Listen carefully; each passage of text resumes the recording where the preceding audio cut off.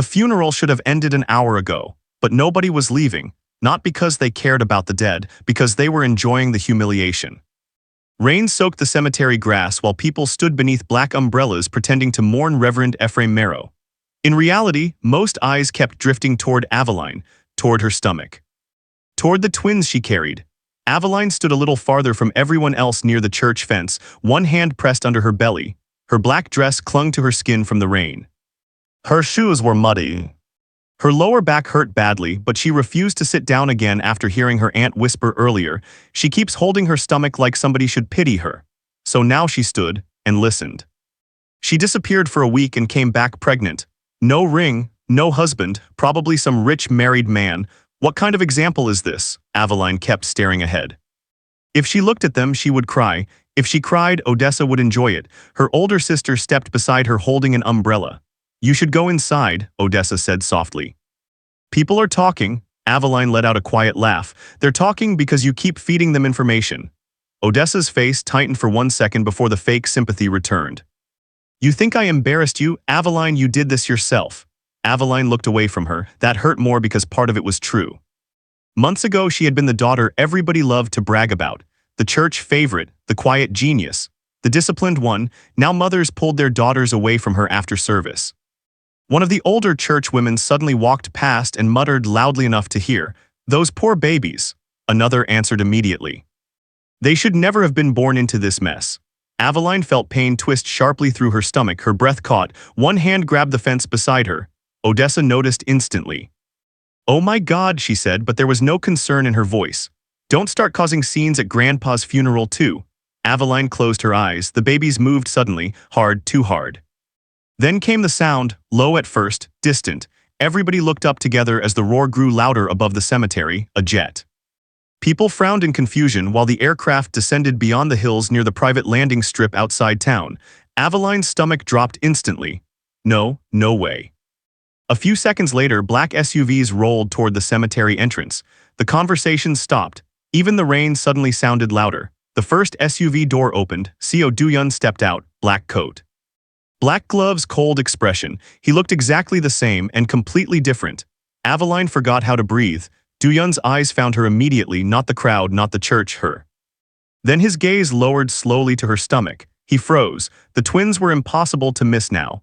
Aveline watched the exact second realization hit him, not just that she was pregnant. That she had gone through all of it alone, the exhaustion in her face, the swollen feet, the way relatives openly stared at her with disgust. His jaw tightened once. Then he started walking toward her. Nobody moved out of his way fast enough. Odessa recovered first. "You can't just show up here." Duyun looked at her once. She stopped talking immediately. Aveline's heart slammed painfully against her ribs as he stopped in front of her. Up close, he looked exhausted, like he had not slept properly in months. Rain slid down his face while he stared at her stomach again, then finally at her. His voice came out low. "You disappeared." Aveline forced herself not to cry. "You found me eventually." The words sounded colder than she intended. Pain flashed across his face for only a second. "You were pregnant this entire time." People around them listened openly now. Aveline suddenly felt trapped, humiliated, exposed, angry that he was here seeing her like this, so she said the cruelest thing she could think of. "They might not even be yours." Silence. Real silence. Even Odessa looked shocked. Duyun stared at her without blinking. The hurt on his face was small but visible, not dramatic, not loud, just real. And somehow that made it worse. One of Aveline's uncles scoffed nearby. "Rich men should stop getting involved with women like." "Your son owes 3 casinos money," Duyun interrupted calmly. The man stopped talking instantly. Duyun looked at another relative. "You stole funds from your sister's insurance settlement."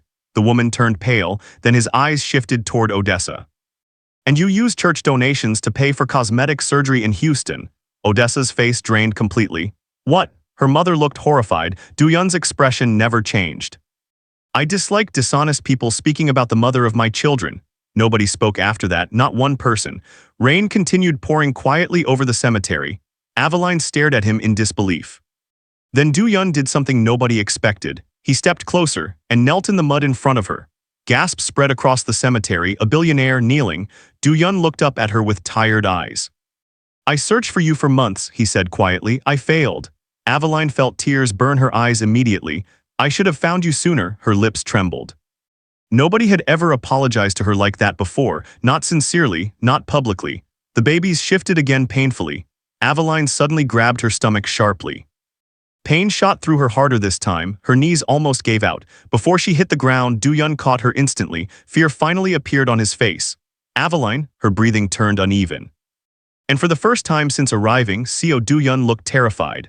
Before we continue, tell me honestly, if you were Aveline, would you have trusted him again after disappearing for months? And did she go too far by saying the twins might not even be his? Comment your thoughts below, subscribe if you're already emotionally invested in these two, and let's get back to the story. 3 months earlier, Aveline almost did not go to New Orleans. The church mentorship conference sounded exhausting from the beginning. 4 days of speeches, smiling at strangers, helping teenagers plan their futures, and pretending she wasn't tired of being everyone's example. But her grandfather had encouraged her before he died. You spend too much time carrying people, he told her once. Go somewhere nobody knows your name, so she went. The first 2 days were normal enough, long seminars, church dinners, fake laughter. Endless networking. By the 3rd evening, Aveline felt restless. That was how she ended up inside Hotel Vierlei. The place was too expensive for her budget, but one of the conference organizers had dragged several attendees there for dinner after an event downtown. Aveline already hated it the moment she walked inside. Everybody looked polished, everybody sounded rich. Nobody seemed real. Then she noticed the waiter, young, nervous, sweating badly. He accidentally knocked a glass of red wine across a table filled with business documents. The entire table stood immediately. One man stayed seated, Seo Do-yeon. His voice was calm but sharp enough to make the waiter look sick. Do you understand what was inside those files? I'm so sorry, sir. Sorry doesn't restore confidential negotiations. The waiter looked close to tears. Aveline's irritation snapped instantly. Oh my God, she muttered. Before anybody could stop her, she walked straight to the table, then slapped him. Hard, the sound echoed through the restaurant. The waiter froze, executives froze. Several people gasped openly. Aveline pointed at Do-yeon furiously. You do not get to humiliate people because you wear expensive suits. Nobody moved. Then unexpectedly, Do-yeon laughed, not loudly. Not mockingly, just honestly surprised. Aveline's anger weakened immediately. What? One executive finally stood up. Miss, do you even know who you just touched? No, Aveline snapped. And I don't care, the executive looked horrified. That is Seo Do-yeon. The name hit the table heavily. Even Aveline recognized it. Hanel Group, hotels, tech, media, billions. Her stomach dropped instantly. Do-yeon kept staring at her with amusement. You slapped me before introducing yourself, he said. Aveline wanted the floor to open beneath her. Instead, she grabbed her purse and walked away so quickly she nearly slipped. Behind her, she heard him laughing again. Hours later, rain hammered New Orleans violently enough to flood streets across the city. Inside Hotel Vierlei, backup generators failed temporarily after lightning struck nearby power systems. Half the building went dark. Guests complained immediately. Executives shouted at staff. Rich people panicked over temporary inconvenience.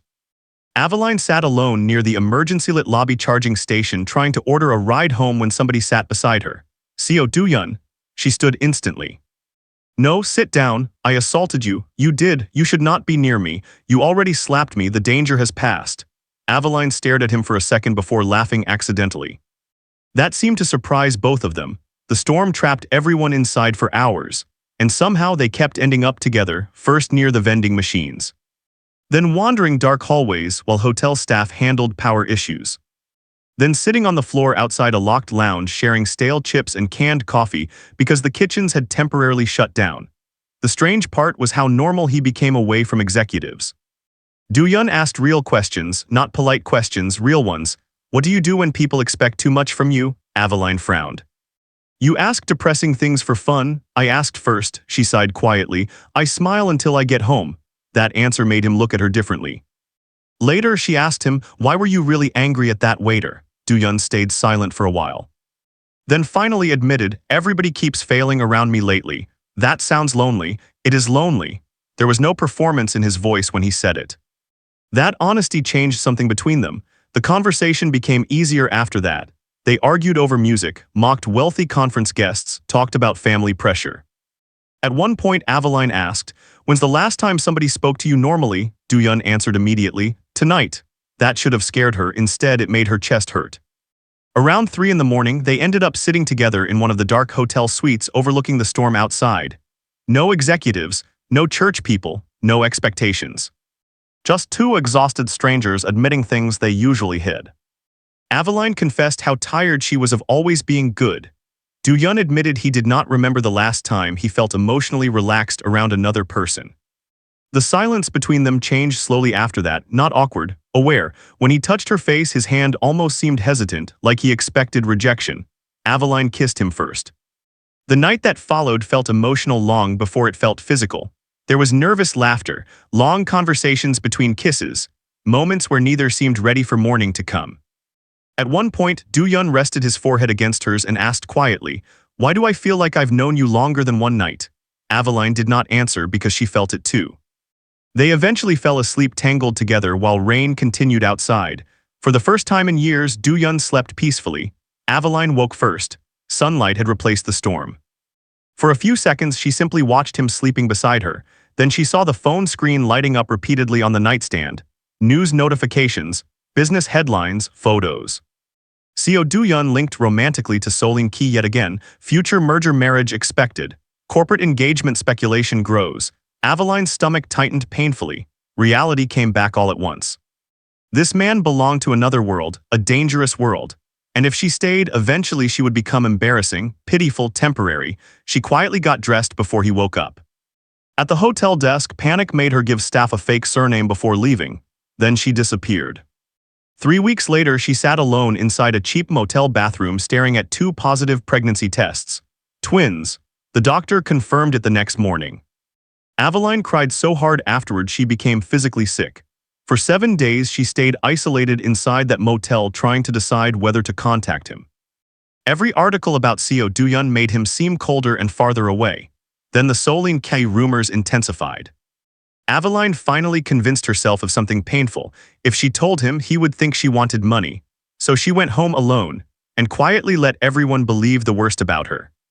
Meanwhile, back in Korea, Seo Do-yeon woke up to discover the woman from the storm had vanished completely. At first he assumed she regretted the night, then days passed, then weeks. And eventually the absence became obsession. He searched everywhere, hotel footage, travel records, private investigators, financial traces, nothing worked. The fake surname led nowhere. Sometimes he became angry enough to convince himself she used him. Other nights he replayed every conversation they shared and wondered why he still missed her voice. Neither realized they were suffering from the same fear, being unwanted. Months later, during another failed search update, one of Do-yeon's assistants suddenly paused over the fake surname file. Then slowly looked up. "Sir?" Do-yeon raised his eyes. The assistant swallowed hard. "I think this isn't a surname." Silence filled the office. Then the assistant pointed toward a map on the screen. "A cemetery district in Louisiana uses the same name."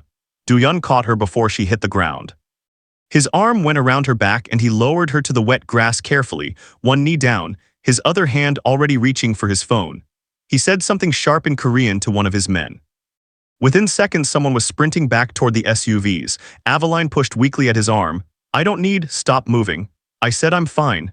You nearly fainted at a funeral in the rain." "You are not fine," she stopped pushing, not because she agreed with him. Because the pain in her abdomen was real and her legs were not cooperating. And she was 7 months pregnant with twins and she was tired. She was so tired she could have laid down in that wet grass and slept for a week. His doctor arrived from the second SUV with a bag. Aveline let herself be checked only because she had no energy left to argue. Blood pressure high, elevated stress, rest required immediately. "She needs to be somewhere dry and warm within the hour," the doctor said. "She's coming with me," Do-yeon said. "No," Aveline said. "I'm going to my mother's house." He looked at her. "Your mother hasn't spoken to you once today. I watched from the gate." That landed somewhere painful. She kept her face still. "That's not your business. These children are my business. You don't even know if they're yours." "Yes, I do." His voice didn't change. "You know I do too." "Stop saying it." She went to her mother's house. He parked outside it, not at the curb, in the driveway blocking the exit, like that was a completely reasonable thing to do. When Aveline looked out the window and saw the SUV still there 2 hours later, she felt something between rage and something she refused to examine further. Her mother cooked dinner without offering her any. Odessa sat at the table and talked about the funeral and how much the family had suffered through all of this, without specifying what all of this meant. But looking directly at Aveline's stomach when she said it. Aveline ate crackers in her room and stared at the ceiling. At 9 o'clock her phone rang. She didn't recognize the number, but she answered it because she was bored and miserable and the crackers were gone. "There's a good medical facility 40 minutes from here," Duyun said. "I've already arranged for a specialist." "I didn't ask you to do that." "I know." "Then why did you?" He was quiet for a second. "Because you won't ask anyone for anything." "I've known you for one night and I already know that about you." She hung up. At 2 in the morning she woke up with her hands pressed to her stomach, and pain spreading across her lower back in a wave that made her breath come out in a sound she didn't mean to make. She lay there timing it again. Then she sat up and reached for her phone. She called the number back. He answered before the second ring. She didn't explain.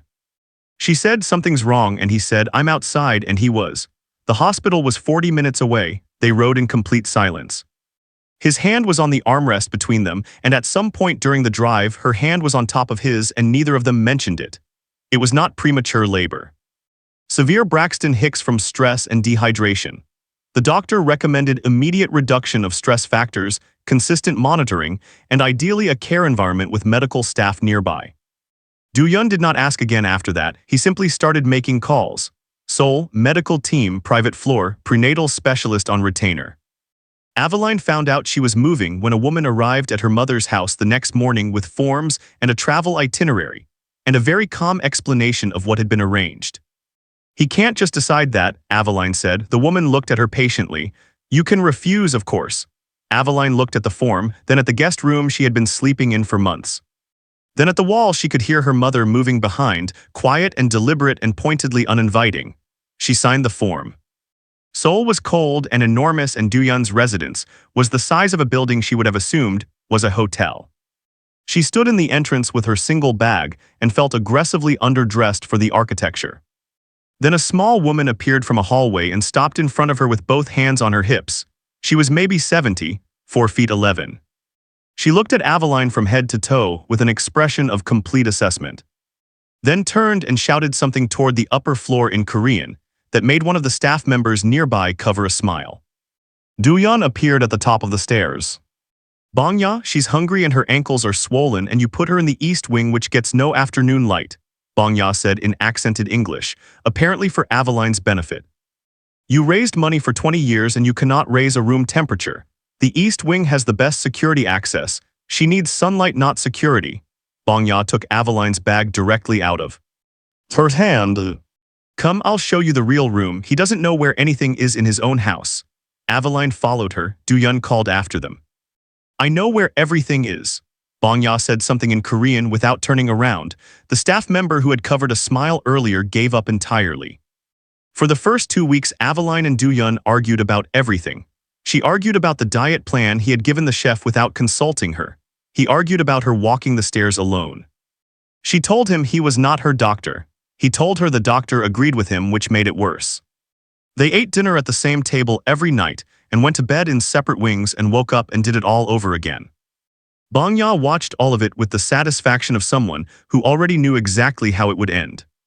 Then one night Aveline woke at 3 in the morning thirsty and walked toward the kitchen using the back corridor. She heard it before she saw it. The sound of wood, soft, careful movement. Something being fitted into place. She stopped in the doorway of the large spare room that had been empty since she arrived. Duyun was on the floor in old clothes, assembling a crib from a box, using his phone's flashlight because he hadn't turned on the overhead light. There were 2 boxes, 2 cribs. Instruction sheets spread around him in a semicircle. He had been at it long enough that one crib was mostly finished. He didn't hear her. She stood there watching him for a long moment before she stepped back into the hallway and stood very still against the wall with her hand pressed to her chest. It was 3 in the morning and he was building cribs alone in the dark and he hadn't told anyone. By week 3, Aveline had accepted certain realities. 1. Duyun had memorized her entire prenatal care file, including information the doctors had not told her directly.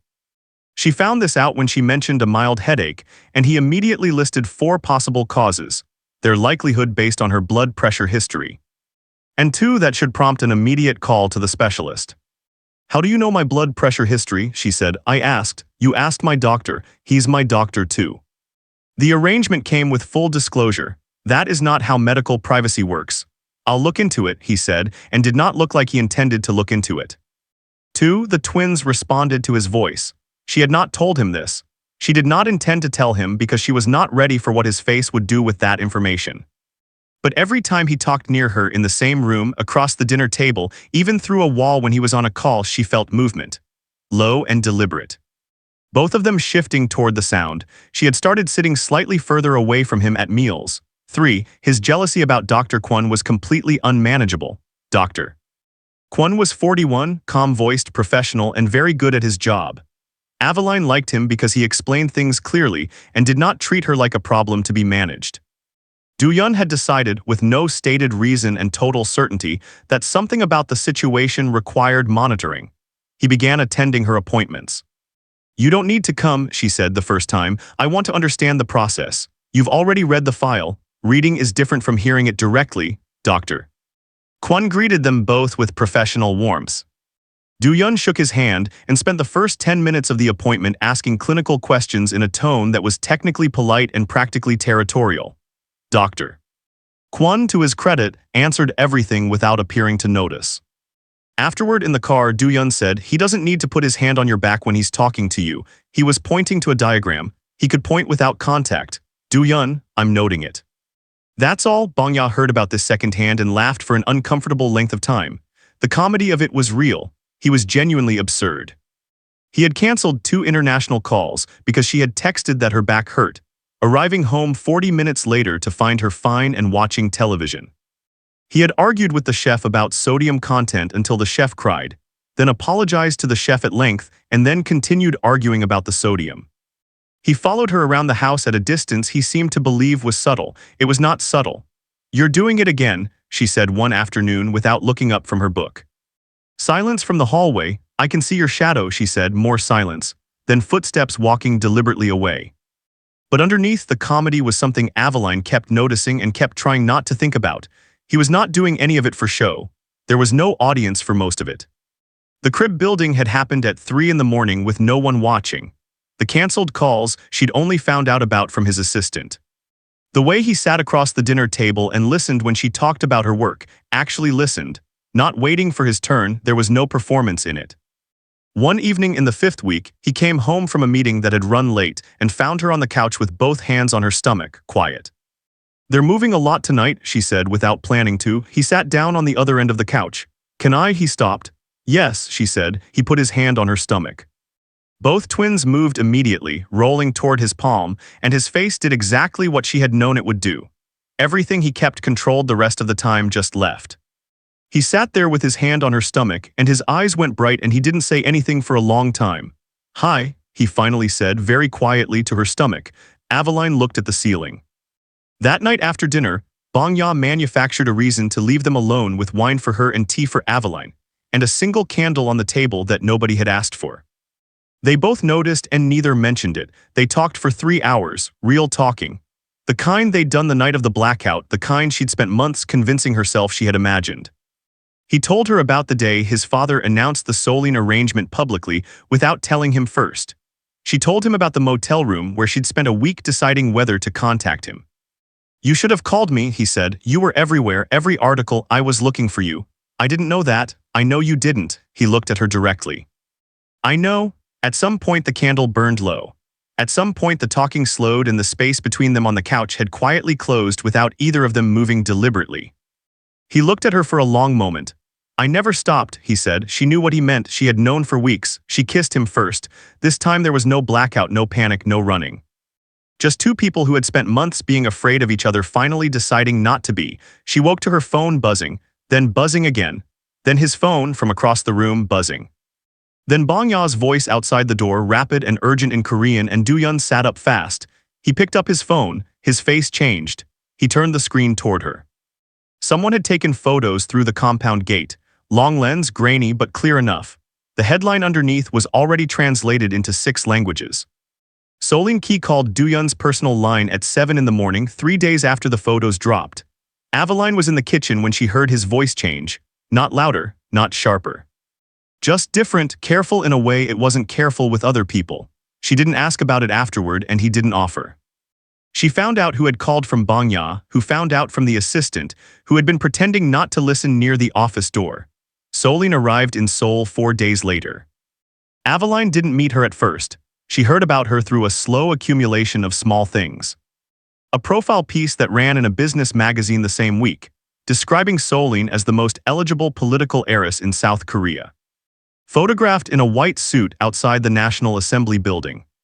A dinner Do-yeon attended without explaining why, coming home late and quieter than usual. Comments appearing under the leaked photos online, many of them in Korean, translated by a helpful stranger in Aveline's comment section. She trapped him. The Hanel family will fix this. Solin has more class in one hand than this woman has in her entire body. Then Solin arranged to be at the same charity luncheon that Do-yeon's publicist had already committed Aveline to attending.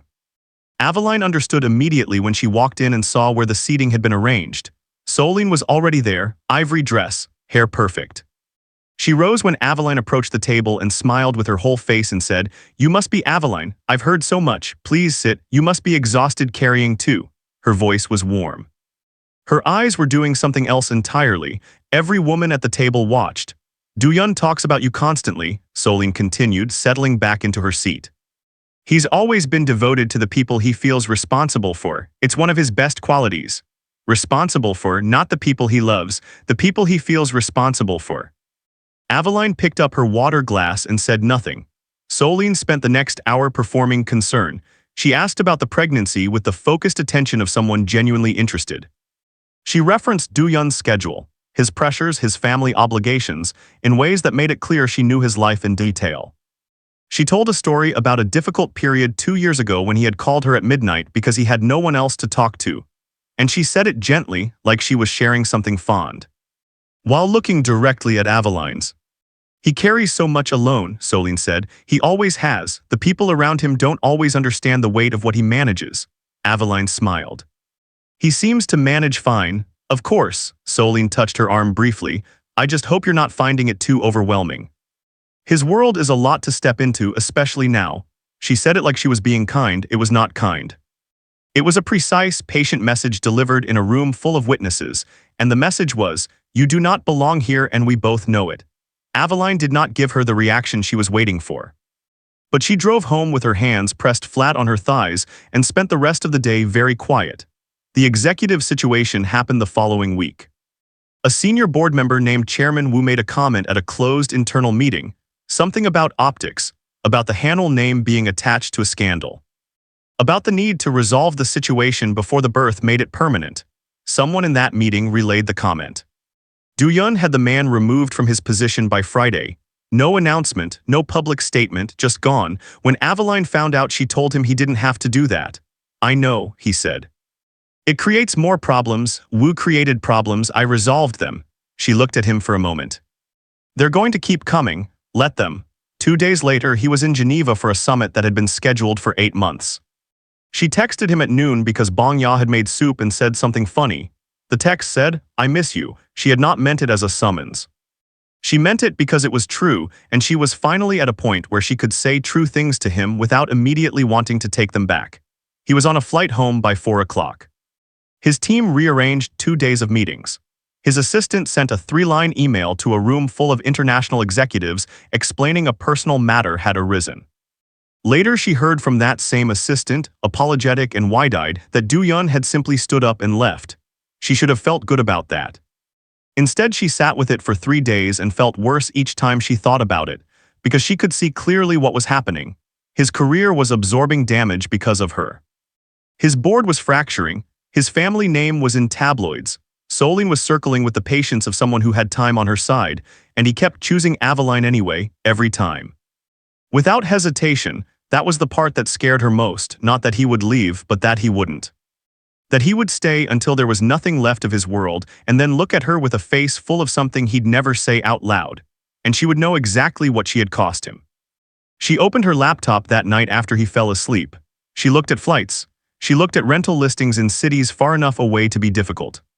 She looked at what prenatal care options existed outside of Seoul. She opened a document and started writing down numbers, logistics, a timeline that could work if she moved fast enough. She did not book anything, not yet, but she saved the document under a file name that meant nothing, buried in a folder he would never open. She told herself she was only thinking it through. He found the document on a Tuesday. He hadn't been looking for it. His assistant had needed access to the shared drive to pull a contract file, and had opened the wrong folder and seen a document with a last edited timestamp from 2 days ago, and a name that matched. No project she recognized. She had flagged it without opening it. Do-yeon opened it himself. He read it twice. Then he closed the laptop and sat at his desk for 40 minutes without moving. Aveline was in the garden with Bong-ya when he came outside. She saw his face and knew immediately. "Come inside," he said. Bong-ya looked between them and quietly went the other direction. Inside, he put the laptop on the table and opened it to the document. He didn't say anything, he just looked at her. "It's not what," she started. "Don't." His voice was very quiet. "Please don't tell me it's not what it looks like." She stopped. "You have flights listed," he said. 3 cities, you have a cost breakdown for an apartment. You have a note about transferring her prenatal care. I was thinking through options, you were planning to disappear." He looked at her steadily. Again, the word landed hard, she felt it. "I was scared," she said. "Of what? Tell me exactly." "Of watching you lose everything and knowing it was because of me, your board, your family name, Solene, all of it." She kept her voice level. "You left a summit because I texted you. That's not normal, that can't keep happening. That was my choice. And when it costs you too much, what happens then?" She looked at him directly. "You'll stay because you feel responsible. You'll resent me slowly, and you'll never say it because you're not someone who says things like that. And one day I'll look at you and see it anyway." He was quiet for a long moment. "You were going to leave," he said. "Before I had the chance to make that choice myself."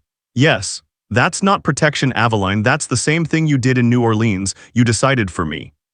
You decided I wouldn't want you and you left before I could tell you otherwise." His voice stayed controlled, but his hands were flat on the table. "I spent 4 months looking for you, 4 months. Do you understand that I could not function? I ran searches every week. I had investigators on 3 continents. I couldn't sleep in that hotel again. I had to move my New Orleans meetings permanently." She hadn't known that last part. "I have abandonment issues," he said flatly. "I'm aware of them. My therapist has been aware of them for 11 years. And you were going to do the one thing that—" He stopped, pressed his mouth together. "I need you to understand what it would have done to me if I woke up and you were gone, with my children." The silence was brutal. "I'm terrified too," she said quietly. "I'm not built for your world. I don't know how to exist inside all of it and still feel like myself. Solene belongs there, she knows the language of it. I walked into that luncheon and she spent an hour making me feel like a problem you hadn't figured out how to solve yet. You're not a problem. I feel like one. Feeling it doesn't make it true." They stood in the kitchen not touching. Both of them too honest and too scared to move. Dr. Kwon had scheduled a routine check that afternoon. Neither of them canceled it. They drove there in silence and sat in the waiting room without speaking and were called in together because that had become the pattern. Do-yeon had attended every appointment but had always stayed near the wall. Today he sat close. Dr. Kwon moved through the standard checks, then he picked up the Doppler. The sound filled the room immediately. 2 heartbeats, fast and overlapping, chaotic and strong, undeniably real. Aveline watched Do-yeon. His face did not move for the first 3 seconds. Then something happened to his eyes, then his jaw. He put one hand over his mouth. His shoulders came up once hard, and then he was crying fully without any attempt to stop it. Sitting in a clinic chair with his hand over his mouth, and tears running down his face, while 2 small heartbeats played in the room. Dr. Kwon quietly looked at his screen. Aveline reached over and put her hand on Do-yeon's arm. He grabbed it and held on. They stayed like that until the sound stopped. In the car afterward, he sat for a moment before starting the engine. His eyes were still red. "Don't leave," he said. He wasn't looking at her. "Please." She didn't answer immediately. Then her phone buzzed. His buzzed a second later. Then his assistant called and he picked up and his face changed completely. His mother had arrived in Seoul, and she had called a meeting. Both families' media contacts, the board, all of it in one room tomorrow morning. Arc 7, the night everything nearly ended. Do-yeon's mother, Madame Seo, was 63 years old and had never once raised her voice to get what she wanted. She didn't need to. She simply arranged situations until the outcome she preferred became the only one available. The meeting was held at the Hanel Group's main boardroom. Aveline found this out the morning of from Do-yeon's assistant, who delivered the information with the careful neutrality of someone delivering bad news to a person who hadn't asked. Do-yeon had not told her the location himself. She understood why when she arrived. 12 people around the table, 4 board members, 2 of Do-yeon's uncles, his mother at the head. Solene seated to her left, which was not an accident, 2 family lawyers, a PR director. And Aveline's own mother, Lenora, sitting stiff-backed at the far end, wearing her church clothes, who had apparently been flown in without Aveline's knowledge. Aveline stood in the doorway and took all of it in. Do-Yun was already inside.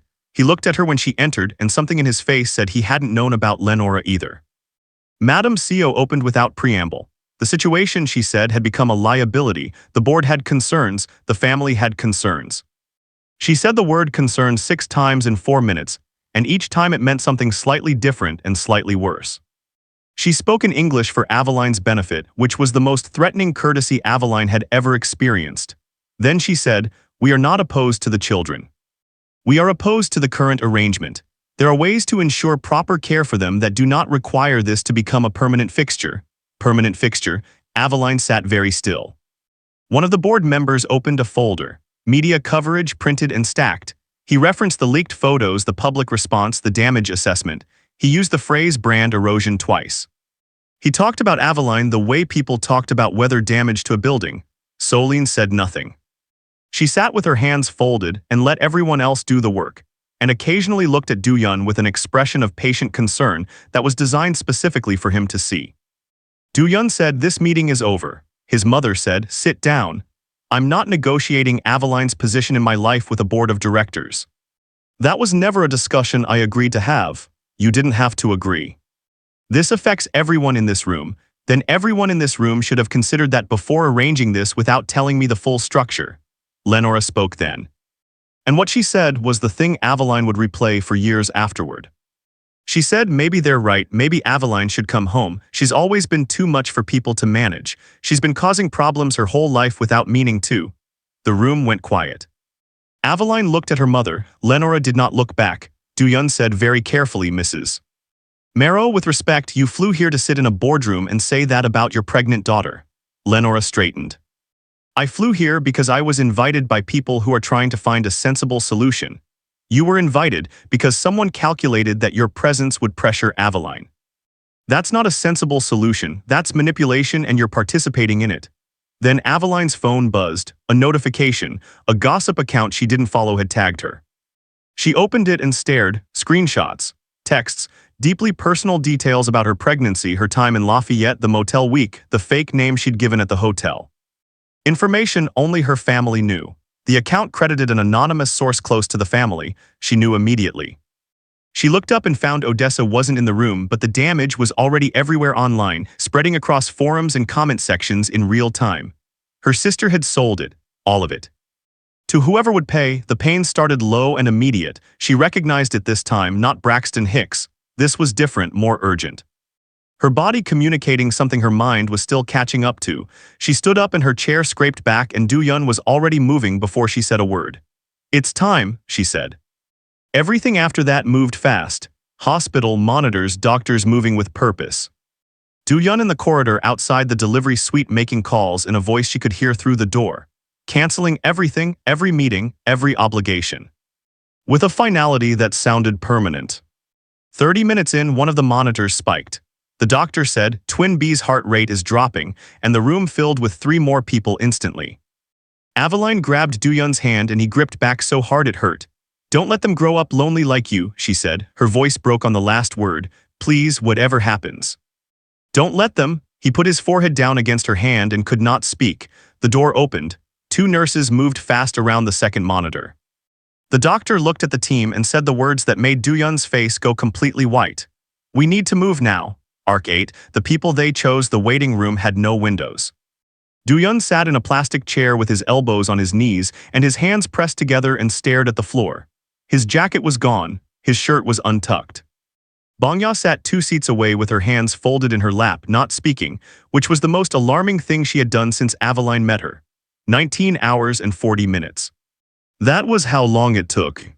When the doctor came through the door, his face was tired, but his eyes were steady and he said, "Both stable," and Do-Yun stood up and put both hands over his face and didn't move for a long time.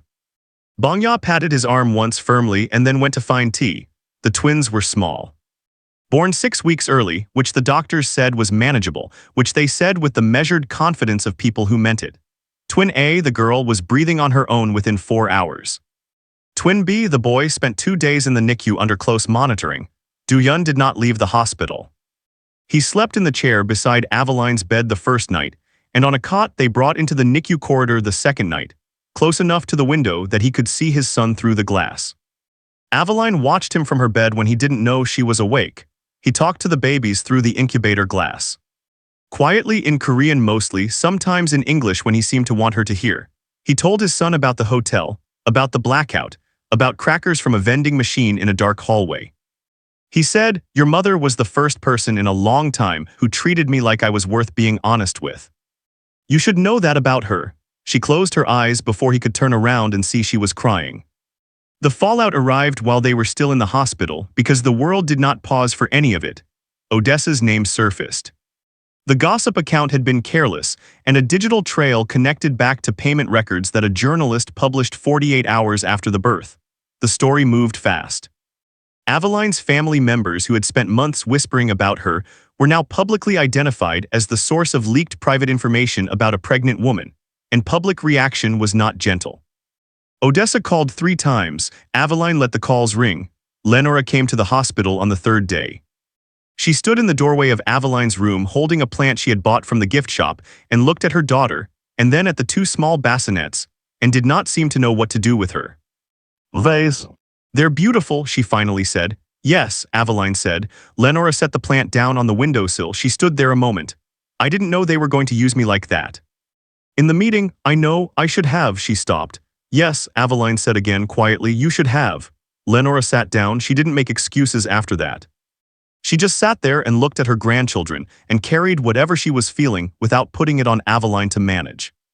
It was the first time in Aveline's memory that her mother had done that. It was not enough, but it was something. Soline sent flowers, no card. Just white orchids delivered to the room with no name attached. Duyun saw them and knew immediately. He picked them up and set them outside the door in the hallway and then came back and said nothing. Aveline understood that Soline had finally, in her own way, stepped back. Some battles end not with confrontation but with withdrawal, and Soline was too intelligent to keep fighting a war she had already lost. By the end of the week, Aveline was sitting up, feeding the girl, watching Duyun hold his son with the focused terror of someone convinced he was doing it wrong.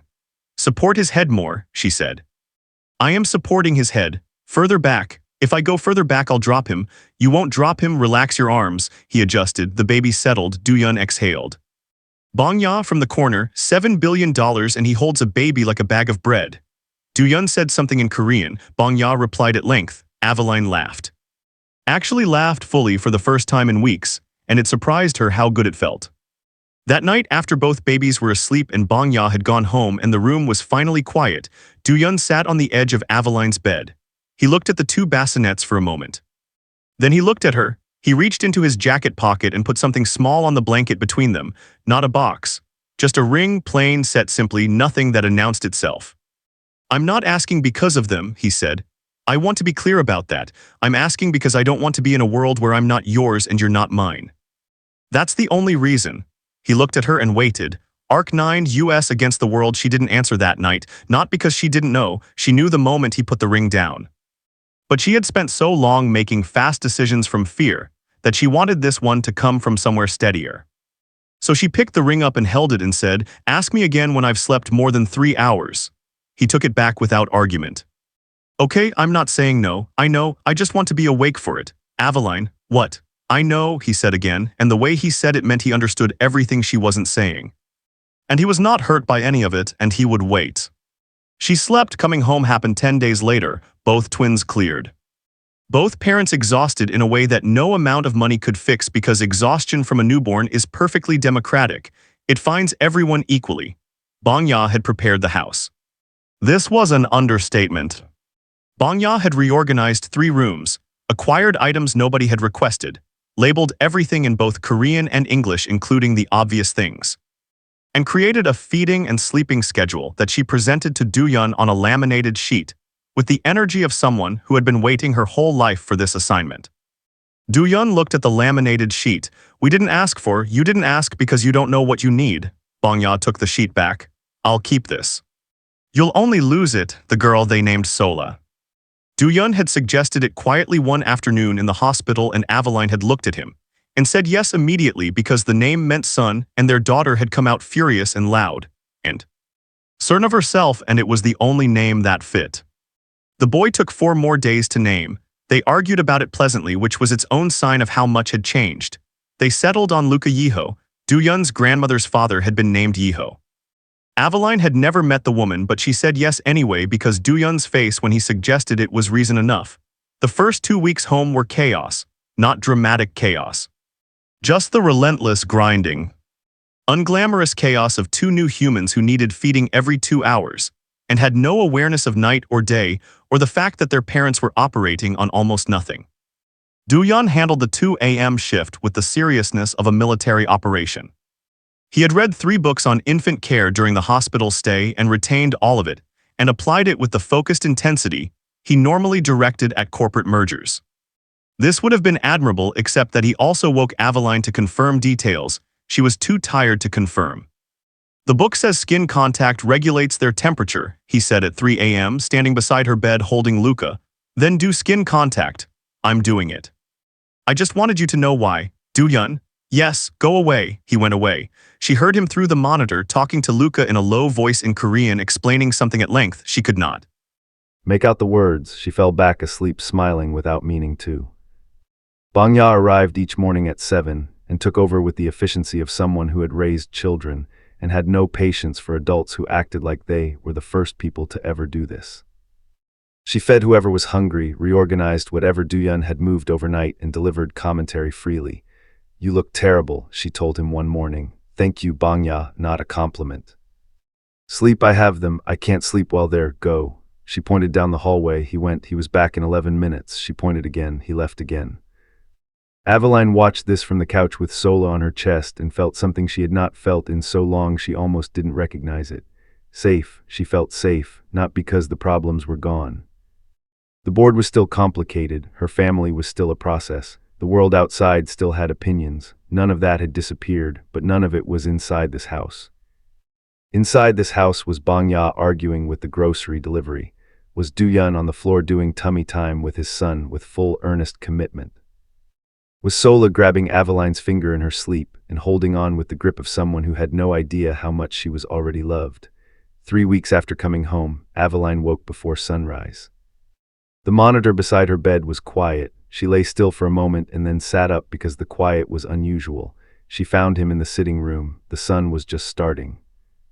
That early gray-gold light that came before the real warmth. Do-Yun was in the armchair with both twins against his chest, one in each arm, both asleep. He was sitting very still and his face was wet. He wasn't making any sound, just sitting in the early light crying without trying to stop or hide it. She stood in the doorway and looked at him. She knew what it was. He didn't need to explain it, and he didn't try. This was a man who had been left his whole life, by people who should have stayed, by circumstances that took things before he could hold them. By a world that kept telling him love was temporary and conditional, and eventually withdrawn. Nobody had left, she had not left, the twins had not left. Bangya showed up every morning, the house was full. He was sitting in it at sunrise holding his children, and it was real. She walked over and sat on the armrest beside him. He leaned his head against her without speaking. Sola shifted in his arm. Luka made a small sound and settled again. They stayed there while the light changed and the house stayed quiet around them. She had spent so long waiting to be too much for someone. Too complicated, too inconvenient, too far from whatever world she was supposed to belong in. She had been prepared her whole life for the moment someone finally said it plainly. He never did. He just kept showing up, in a cemetery in the rain, in a waiting room for 19 hours, in a dark room at 3 a.m. building cribs alone. In a chair at sunrise crying because he had finally run out of reasons to believe love always ended. She put her hand on top of his. He held it the same way he had in the car on the way to the hospital that night in Lafayette, like he had no intention of letting go. Outside, the sun came all the way up. Inside, the 4 of them stayed exactly where they were, us against the world, and this time they were winning. If this story made you feel something, if you stayed from the funeral all the way to this sunrise, drop a comment below and tell me which moment hit you hardest. Like this video if Aveline and Do-Yun deserved every bit of this ending, and subscribe so you never miss the next story. The next one is already coming, and it starts with a lie.